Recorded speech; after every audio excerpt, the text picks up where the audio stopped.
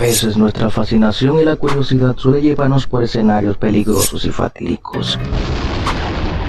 Así que si amas un poquito más a los tuyos, trata de no cometer estos dos errores, como los primeros dos protagonistas de estas tres historias.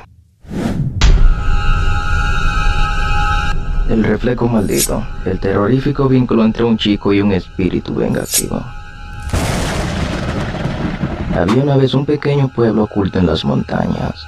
En este lugar tranquilo y apacible vivía un chico llamado Lucas. A medida que Lucas crecía, comenzaron a surgir extraños rumores que daban cuenta de apariciones misteriosas en las noches más oscuras. Una noche, mientras Lucas se encontraba solo en su habitación, escuchó un ruido siniestro proveniente del sótano. Con temor en su corazón, descendió las escaleras y lo que encontró allí lo dejó sin aliento. Una figura femenina, con cabello desaliñado y ojos vacíos, estaba de pie en la oscuridad. Desde ese momento la presencia del ente femenino se volvió insoportable para Lucas. La figura le susurraba al oído mientras dormía, susurros llenos de promesas diabólicas y amenazas terroríficas. Las noches se convirtieron en pesadillas, y cada vez que cerraba los ojos sentía que el ente se acercaba cada vez más. Lucas, desesperado por encontrar una solución, buscó la ayuda de un anciano sabio en el pueblo. Le contó todo sobre el ente y cómo atormentaba sin piedad.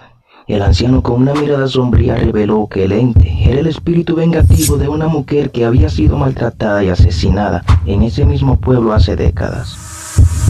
El anciano advirtió a Lucas que el único modo de liberarse del tormento era enfrentar al ente y descubrir la verdad detrás de su muerte.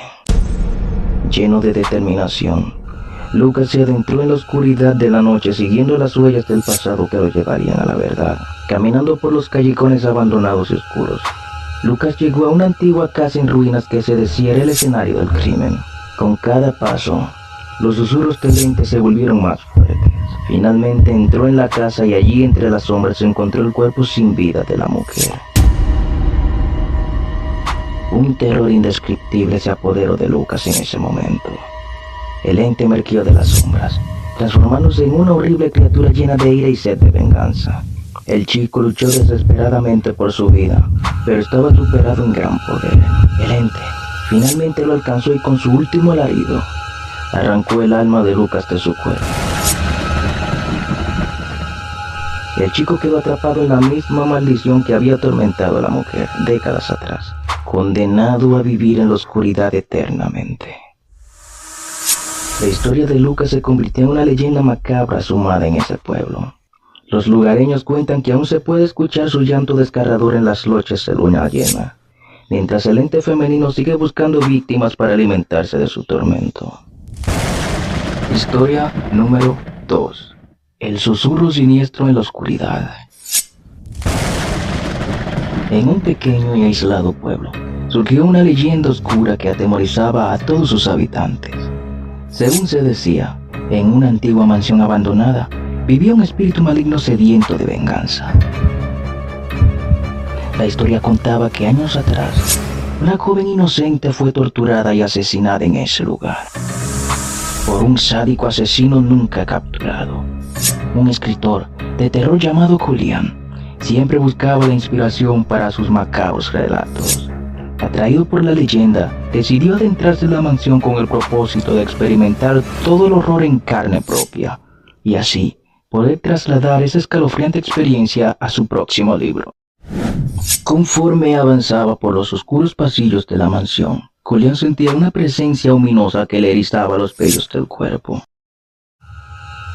Cada habitación estaba impregnada de un aura malévola, y los susurros fantasmales resonaban en los rincones más sombríos. Poco a poco, Julián comenzó a sufrir horribles pesadillas donde se veía a la joven asesinada siendo perseguida por el sádico asesino. Las visiones eran tan reales que dudaba de su propia cordura. Sin embargo, estaba dispuesto a llegar al límite para obtener el material perfecto para su libro. A medida que pasaban los días, Julián notó cambios en su personalidad. Se volvió más violento, paranoico y obsesionado con la venganza. El espíritu vengativo de la joven había logrado posesionarse de su alma, tomando el control total de su ser. Un día, Julián, bajo la influencia del espíritu, llevó a cabo un macabro acto de venganza contra los descendientes del asesino original. Bañado en sangre y con una sonrisa desquiciada en su rostro, se dio cuenta de que había perdido totalmente el control de sí mismo. En ese momento, la joven asesinada, liberada de su tormento, apareció ante Julián y le reveló la verdad. Ella no buscaba venganza, sino justicia. Su espíritu, en su búsqueda por cobrar venganza, había perdido su humanidad y se había convertido en algo tan oscuro y cruel como el asesino que le arrebató la vida. Devastado por la realidad de sus acciones, Julián suplicó por misericordia, deseando volver a ser su yo interior, pero ya era demasiado tarde. Consumido por la maldad y la culpa, el escritor terminó suicidándose en la misma mansión donde todo comenzó. La leyenda continuó, pero con un nuevo capítulo trágico. Julián se convirtió en un espíritu atormentado, condenado a vagar eternamente en la mansión abandonada, siendo parte del mismo horror que una vez quiso capturar en sus relatos. Historia número 3. El monstruo de mi cuarto. Una vez, hubo un chico llamado Lucas, cuyos sueños eran tan frecuentes y visitados por una presencia malévola. Desde que era un pequeño, un ente oscuro y misterioso se manifestaba en sus pesadillas, torturándolo sin piedad y drenando su energía vital poco a poco. Cada noche, Lucas se sumergía en un mundo de terrores inimaginables.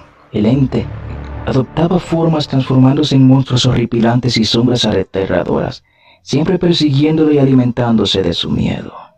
A medida que pasaban las noches, el chico comenzaba a sentirse cada vez más débil, su vitalidad se consumía a manos del ente maligno. Con el tiempo, la línea entre los sueños y la realidad se volvía cada vez más borrosa para Lucas.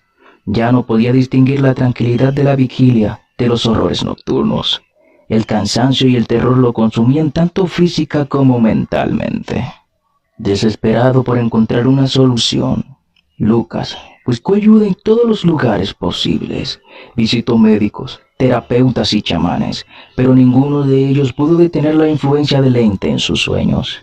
Nadie parecía comprender ni siquiera la existencia de tal entidad maligna.